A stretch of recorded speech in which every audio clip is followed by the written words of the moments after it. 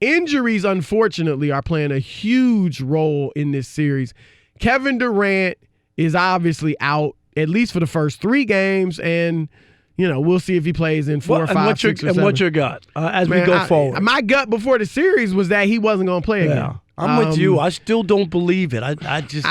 It's you see so much stuff out there. Nobody really knows what the truth is. Because you remember before Game 2, it was like, he's going to play 3 or 4 games. He's going to come back in one of those 2 games. He still could play in Game 4. Who knows? I don't expect it. I would say maybe Game 5. I was talking with an executive last week, and he thought that if they're up 3-2, KD would come back and play in Game 6 in Oracle, his final hurrah in Oracle. Really? Granted, you're taking a bit of a risk. You're taking a huge risk. As great as he is, it's a big adjustment for your team to bring him back in. And God forbid he gets hurt. Say he comes back and hurts himself. Well, I don't think he'll come out there if he's in danger, if he's really in danger of re-injuring himself or if he's not 100% or close. But so you got Kevin Durant. You've got Klay Thompson now. Now, look, I don't want any players to be hurt. I think Kevin Durant is arguably the best player in the world, and I would love to see him being out there on the court doing what he does best. However, I will say this, Rob. The series is more interesting and intriguing to me without Kevin Durant, because I really am curious to see, can the Golden State Warriors, can Steph Curry lead them to the championship without KD? Or are they not good enough to do it without KD? Is he truly a luxury in every sense of the word or a necessity for them to win championships? So I'm into it. However, with Klay Thompson being hurt, that's just going too far. Now you got KD out. If Klay is out, Boogie is not 100%. Andre Iguodala is banged up. And so I'm going to throw this out to you, Rob, because some people have thrown this out there. If the Raptors win this championship, let's say Klay doesn't play tonight, maybe doesn't play Game 4, KD doesn't come back, is there an asterisk by Canada's first NBA title? No way, no how. I don't believe in that at all. When they try to say that about Bonds, when they try to say this about when when the Warriors first won their first championship over LeBron and them, don't forget, Kyrie Irving was hurt, Kevin Love was hurt. Right. They won that championship, and you got to play with who's out there. You can't go back and go, well, now you could have a conversation just to say, well, Cleveland wasn't at full strength or whatever in talking about that series. But does it count? When I look up in the record books and look in there, who's got the championship? Cleveland won that one. If Toronto wins this one, you'll have a conversation, Chris, and go, I wonder what would have happened. Right. I wonder what would have happened if KD was healthy and Klay wasn't hurt and whatever, and Boogie was 100% or whatever. But to take it away like it didn't happen or didn't play or don't count it, I never believe in asterisk. I just every time that comes up, I'm thumbs down. If it doesn't count, then it shouldn't be in the record books. They shouldn't get the trophy. Asterisk means nothing to me. I'm with you. I'm totally with you. A championship is a championship. It is hard to win an NBA title no matter what. And I've often thought about this. A 7-game series. Can you imagine facing a team 7 straight times? We don't understand how tough that is because we're so used to it. But they know everything you're going to do. You know everything they're going to do. There's no more adjustments to be made. It is just mano a mano. Can you beat your man? Here's what's coming. That is tough. Right. You know what's coming. Right. And can you stop it? That's tough. And so a championship is a championship. You're right. Look, even you mentioned 2015 when Golden State won his first ring. That wasn't the first time. You're going to get mad at me, but Detroit's first championship, the bad boys, Isaiah Thomas and Joe Dumars. Magic Johnson had a hamstring injury, played 75 minutes in the entire series. Byron Scott sat out the whole series. Kareem Abdul-Jabbar was 41 years old. But we don't look down on that championship for the bad boys. They went out. Those were the people who were out there and who weren't out there, and had nothing to do with me. Now, what would have happened if that Laker team, Chris, without those guys or whatever, beat the Pistons? You wouldn't say you can't really count that championship because Magic didn't play. You would laud them. You would applaud them, right? They won, right? So you can't have it that way. There were some people who look at the 2004 Pistons and say, well, Shaq and Kobe weren't getting along. Karl Malone was older and not whatever in sync. Gary Payton, whatever. Right. Pistons won 5 games and they won the championship with all those guys right there. No question. Right? Now, so there are no asterisks. Like you said, as we talk about the series, we may bring this up. As you nitpick, you may bring up, look, Jordan never went 7 games. LeBron, was saved by a Ray Allen shot. You talk about these things. But they still won. But you don't take championships. I don't take Cleveland's championship away from them because Draymond was suspended in Game 5. It may come up in conversation. But that ain't right. But you respect the comeback of the Cavaliers, the heart they showed, the excellence they played with, and they won. So, no, I would give the Toronto Raptors, and this is what I'd say, too, because I am one that has believed for the last, 10 years or so, LeBron James been the best player in the world. But there has been a sense, not only on the part of some of his teams, but just people in the NBA in general, NBA fans and media in general. You can't beat the Warriors. Nobody can beat that. You never know. Never know. This is why you go to war with whatever you have. If I don't have another superstar, hey, I'm going to make the best of what I got. I'm that good. If I'm of that ilk, like LeBron, Kawhi, Durant, whoever, and you never know what an injury can happen or just a team could have a bad series, whatever it might be. Or, as we talked about it before, the other day we were talking about the LeBron, the 51 points in Game 1. Was that 2 years ago? No, last year. Last year. You don't know, Chris, if J.R. Smith doesn't make the blunder and if LeBron plays hard in that overtime, you might win Game 1 and change the whole complexion of the series. They don't win it, and then they get swept. Like the series is over. But am I right? No, I agree LeBron was unstoppable that night. Do you hear me? All the people think I hate LeBron. It was one of his greatest moments. He was unstoppable. Incredible. He's incredible that night. 51 points. And then J.R. Smith, and then all of a sudden LeBron, like the air came out of him. Now, I will say this, Rob. You said, and I'm with you, because, again, the best baseball player I have ever seen was Barry Bonds. There's no doubt about it. Never Me too. in my life, in baseball, which is a sport of failure. 7 out of 10. Right. Never in my life have I felt like, and all the greats, Pete Rose, Willie Mays, well, I didn't see Willie Mays, but, all the greats, Hank Aaron, I saw a little bit of him, all those guys.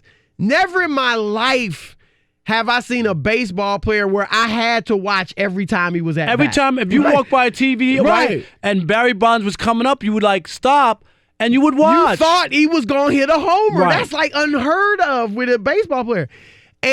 But that said, I do feel it's a mental, because he never failed a drug test. But in my mind, I respect him. He's the home run king. But there is a mental. It's just, and I don't even know bothers me. But whenever I think of it, I do feel like he's not really the home run king just because of everything that went on. I don't feel that way about any of these NBA titles, but No, I get it. Some people have that feeling. You feel that? I mean, I don't feel that. No, only from this standpoint. Only because I believe the league during that time, most guys tried it, or I don't have the numbers, right, Chris. I don't have the test. But I bet you if you were to take tests, if you told me that back then they took a test of all 800 players and only Bonds, Sosa, and McGuire tested positive, then I'm with you. But I know that that's not the case. Right. And we already know. Canseco said, 80%? Yeah. Like he was right about a lot of stuff. A lot of stuff. And the other thing is, a lot of the pitchers tested positive. Right. Go look it up. Google it. More pitchers have been caught using steroids, HGH, than hitters. Right. So Barry Bonds was probably on an equal playing field. Well, look, that's my part. I'm with you. Like, I understand that intellectually. Right, I understand. But it's just like almost subconsciously or emotionally, I get that reaction when I hear about him as the home run king. And here's the other last thing on this. This is what bothers me. People feel that way about Bonds and his situation, right? But nobody goes, well, we shouldn't count the Red Sox championships. Like the team. The team aspect. Nobody goes, well, the Red Sox had Big Papi and Manny Ramirez, and both of them tested positive. Away. Right? Nobody takes away the Yankees championships during that time, but we want to stain the players only. We put the managers. We put the managers who manage those teams. Right? Tony La Russa had Jose Canseco and Mark McGwire.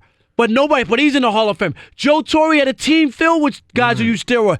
But we don't take away from him. I don't think that's fair. Right. I'll go to my grave believing baseball knew what was going on. Yes, Chris. Don't give me it was the 90s. No, everybody knew about steroids in the 80s. Go back and read. Forget the 90s. Yes, it was way before that. Yeah. People knew. All right. Let's get to your calls. If the Raptors win this series and it's injury-laden for Golden State, should there be a mental asterisk by their championship? Let's start with Evan in Virginia. Evan, you're on with Chris and Rob. Good evening, fellas. How you doing? Great. Doing great. How are you? Hey, listen, I don't know why they want to start this asterisk stuff, man. Chris, and Rob, thanks for taking my call. I'm an older guy.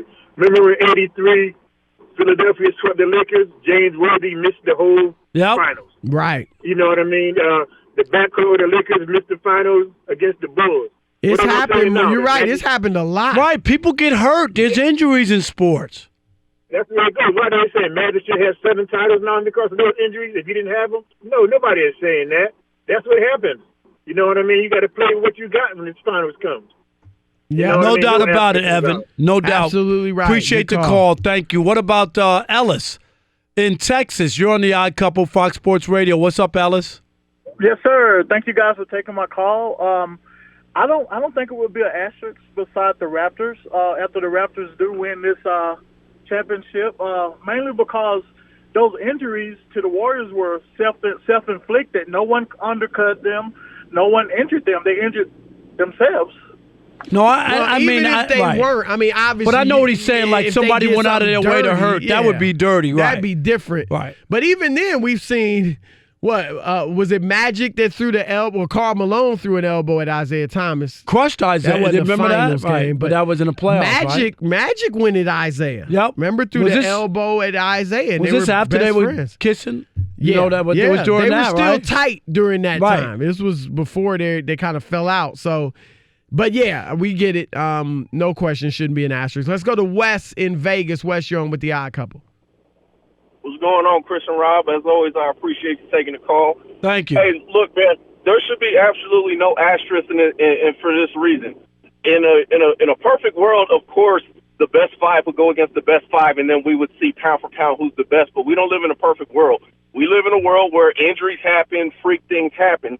So part of being a championship team is being able to manage injuries, manage time, managing fatigue, all those different little things that keep us from living in that perfect utopia. So if the Warriors lose because for whatever reason, due to poor injury management or just due to, it's just not going their way, that doesn't mean anything. The Raptors still won fair and square. They did what they had to do to stay healthy, and they won the series. No question. And they beat the guys who were on the court. That's the only guys you can beat. Patrick in Memphis, you're on the Odd Couple, Fox Sports Radio. What's up, Patrick? Hey, how's it going, guys? Great. Look, we love you here in Memphis, man. And Thank you.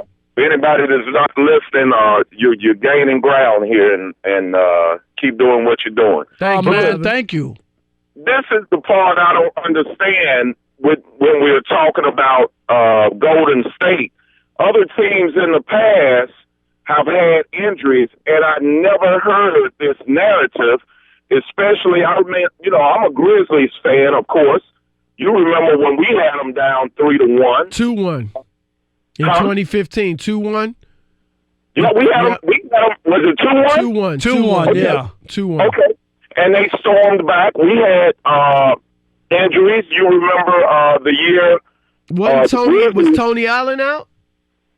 I'm sorry? You had some injuries. I think Tony Allen may have been out. Tony was out, and then remember the year we went up against Portland, I think that was our best chance to really push to the Western Conference Finals again. And Mike Conley had his face fractured by McCollum. Right. Remember? Yep. And it was a couple of times in a row where Cleveland went into the finals with Golden State, and they had a couple of players. Right, no doubt, Patrick. No, thank you. Appreciate the call. In fact, it's a good argument for, I know they will never do this, but for a shorter season. Right. Like maybe a 65-game season. It's that money. Right. If it wasn't about the money, but you would rather, right? I'd rather have a shorter season and give the players a better chance to be healthy. Let's go to James in Virginia. James, you're on with Chris and Rob. Oh, thank you for taking my call, gentlemen. Happy Wednesday. Hail to the Redskins, man. And, hey, look, man, it's a clean slate, man. No, there is no asterisk, man. And I'll even take it a step further. Are there asterisks on the 99 Spurs on a strike-shortened season? Wasn't that Phil Jackson that suggested there should have been? Yeah, Phil did say that. Gamesmanship, but yeah. But even so, even with the Miami Heat, one of my favorite basketball seasons of all time was that strike-shortened season. There was games on every other day. Right. And there ain't no ashes about that. And as a Redskins fan, 2 of their bowls came from strike-shortened seasons. But, hey, look, I represent them bowls for the Redskins all the way, man. And you know what, James? James, I'll call them the Skins. That's what I call them.